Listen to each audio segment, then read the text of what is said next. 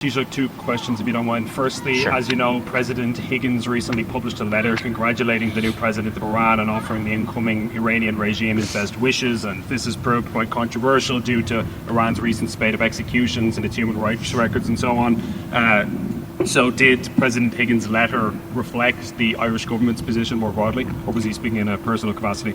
Well, you're speaking as the President of Ireland, and the government tends not to comment on the views of the President, but suffice to say that Ireland does have diplomatic relations with many countries with which we have fundamental differences. And it's very, just one moment, and it's very clear that we have obviously fundamental differences with Iran.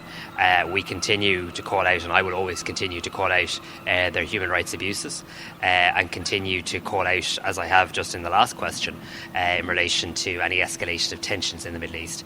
But as part of normal diplomatic relations, it's often the case that a letter when a new president has been elected may be sent by a president of another country.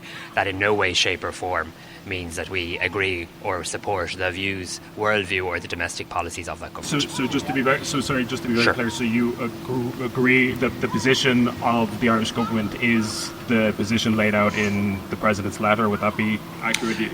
No, what I've said very clearly is that the President of Ireland is entitled to correspond with who the President of Ireland wishes to correspond with.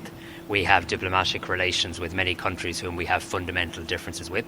Iran is one of those countries. President Higgins took a decision to send a letter to the President of Iran conveying his congratulations on the election of that president, and that is done by many countries in terms of normal diplomatic exchanges. It does not in any manner or means take from my view and the view of the Irish government in relation to the significant human rights abuses in Iran and indeed the very worrying situation in relation to instability in the Middle East. I'm sorry, very last one. Taoiseach, is it good enough that it took 2 days?